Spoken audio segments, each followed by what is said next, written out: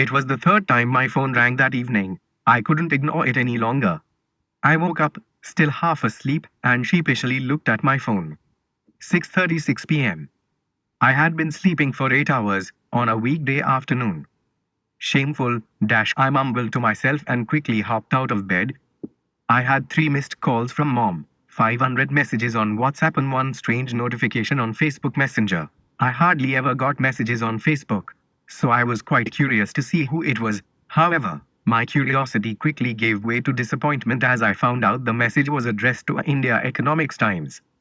Dear India Economics, I actually enjoy listening your podcast, but it doesn't look like you have conviction in anything you say. You always take the middle side. What is the point if you are not going to say if whether one should buy or hold or sell?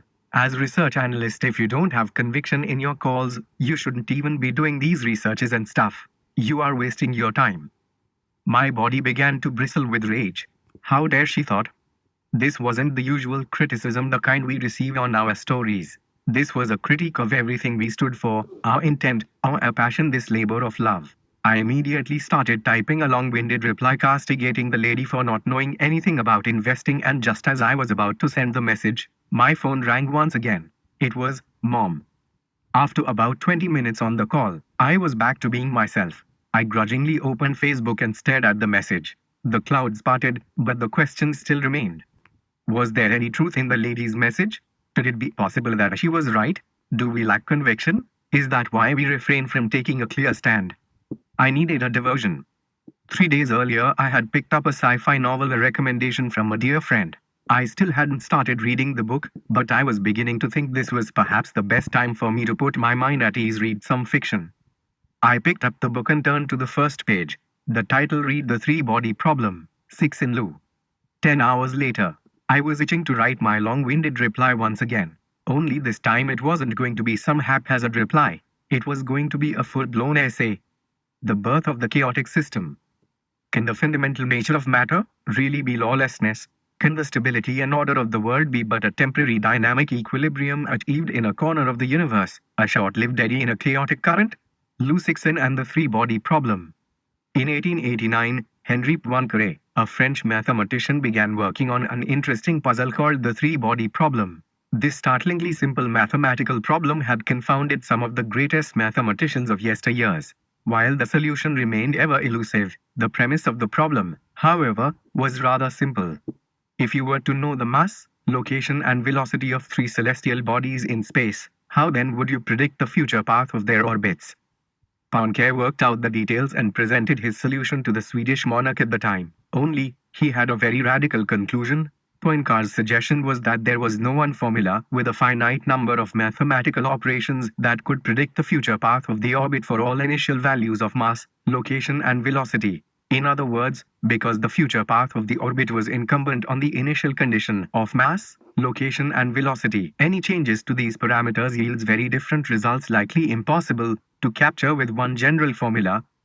He also noted that in most cases, the three bodies followed a non-periodic motion, i.e. the movement of the three bodies did not exhibit any steady recurring patterns. But as the information revolution unfolded in the 20th century, mathematicians figured a workaround. While they could not find a general, close-ended formula, they figured a computer could solve for the position of the three bodies by calculating where each object ought to be in the next instant by applying the laws of gravity. This way, the computer keeps calculating every new position based on the last known values of mass, location, and velocity. It is a never-ending process that will yield new results as you keep running the simulation by falling back on brute computational power.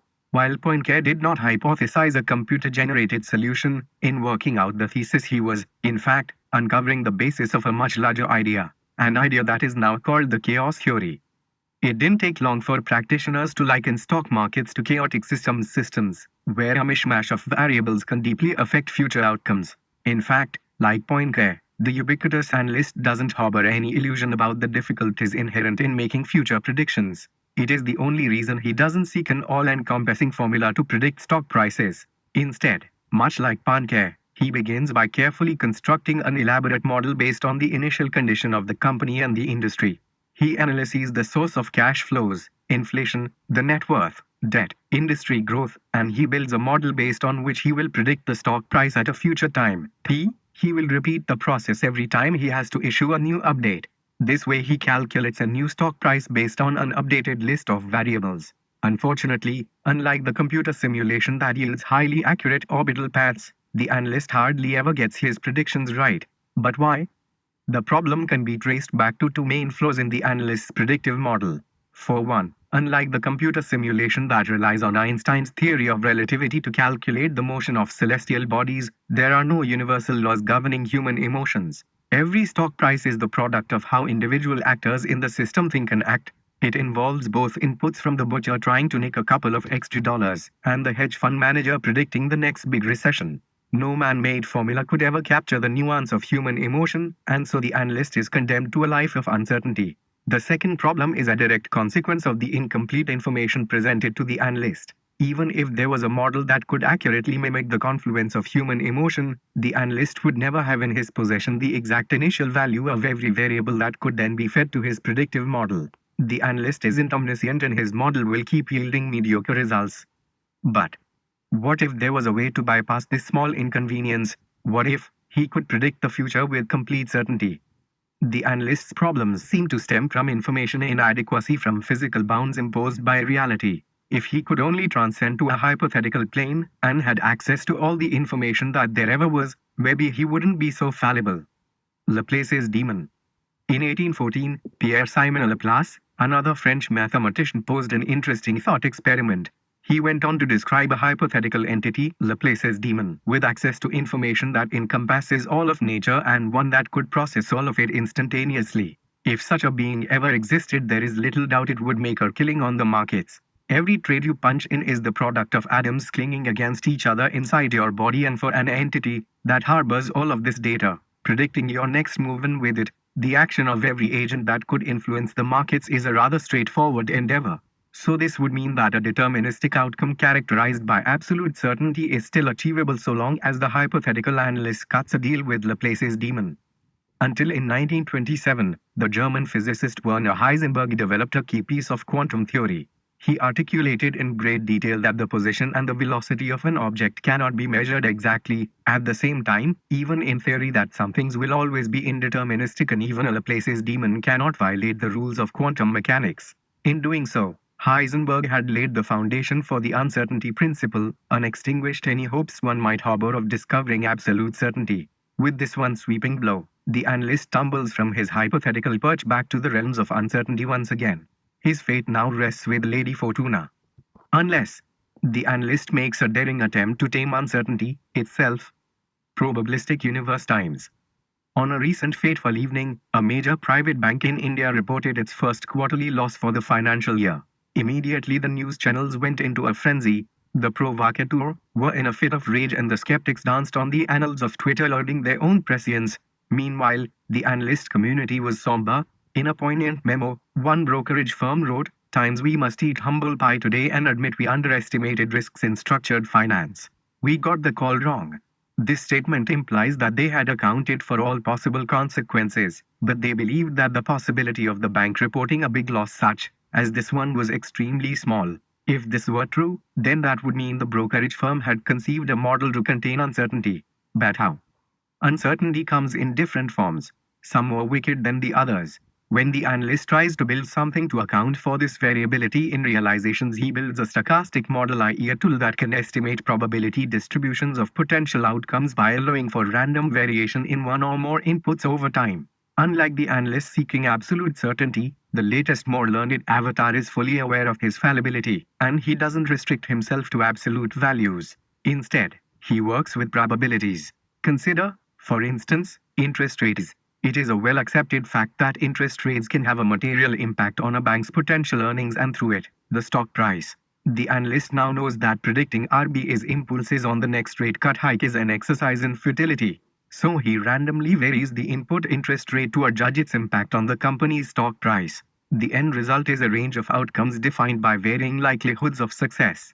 This reflects the variability in realizations that could occur due to unpredictable causes, i.e. sudden interest rate hikes, economic recession, political turmoil, etc.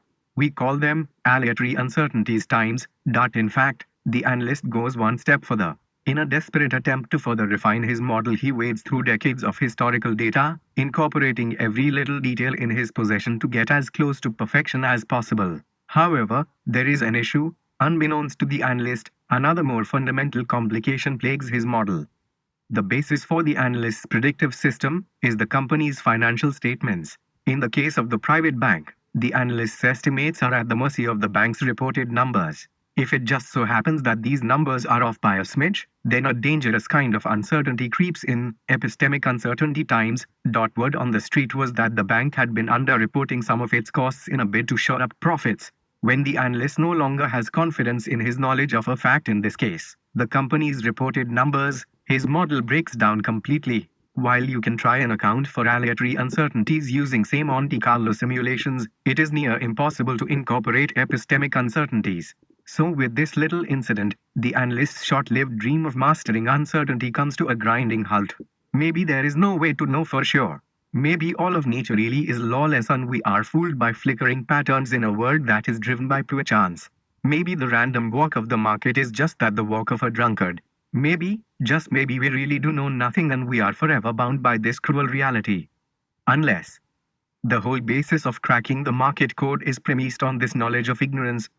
If only there was a way you could make millions knowing absolutely nothing at ALL. The analyst has one last stab at the markets.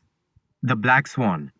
Over the past few decades, the overwhelming consensus within the financial community has been that stock market returns more or less follow a predictive pattern or normal distribution. If the ups and downs of the market do indeed follow a bell curve, that would mean market fluctuations aren't completely random. This presents a unique opportunity. The man who can see the future can accurately price complex financial instruments and consistently make money. But as we've already elaborated in great detail, it is highly unlikely that such predictive power exists. So if there was a way to bet against this hubris, you could make money not knowing anything at all. Nassim Nicholas Taleb, a renowned trader, philosopher, statistician, ran his hedge fund based on this simple principle. At the heart of it all, he is certain that he knows nothing. In other words, his hedge fund was betting against people who believed they knew something. If you were to wager with such men, you could hit the occasional jackpot if they were wrong. To do this, Taleb has to buy what is called a deep out of the money option. In common parlance, this is how the payoff works. Taleb pays a small sum to make a simple bet. If the market behaves as most people expect, then he loses his money, dusts himself off, and he repeats the process once again. However, if the market behaves in a way nobody expects it to, i.e., if there were to be a catastrophic meltdown, or a sudden rally, a black swan, an improbable event, then he makes millions. The practitioner who believes in his predictive power will gladly keep selling him these options for a small price if his model suggests that the likelihood of such a catastrophic event ever materializing is close to negligible. In fact, as the economist Eugene Farmer once pointed out, that if the movement of stock prices did indeed follow a regular normal distribution, you would expect to see a real crazy jump once every 7,000 years. However, as Taleb argues, in reality, jumps of that magnitude happen in the stock market every 3 or 4 years, because investors don't behave with any kind of statistical orderliness. They change their mind. They do stupid things. They copy each other. They panic. And as the 2000.com bubble unraveled, one of Taleb's funds, Empirica Curtis's 50, made 60% in a single year betting against people who had implicit faith in their predictive power. The principal dissident at Wall Street, the man who claimed he knew nothing, had beaten the most notorious coterie of professional investors. Empirica closed down in 2005. Taleb said he called quits because he wanted to focus on his writing career. But it's likely that there is more to this story than what meets the eye. Past data tells us black swans show up every 3 or 4 years. But where chaos reigns free, history seldom repeats. To execute his strategy, Taleb has to wait for Wall Street to mess up, and in doing so he loses money every single day. Bit by bit, Wall Street chips away at his wealth, and every single day it pushes him closer to the precipice of annihilation. As Taleb graphically notes, it's like bleeding to death by 1,000 cuts. That's the only way we can die.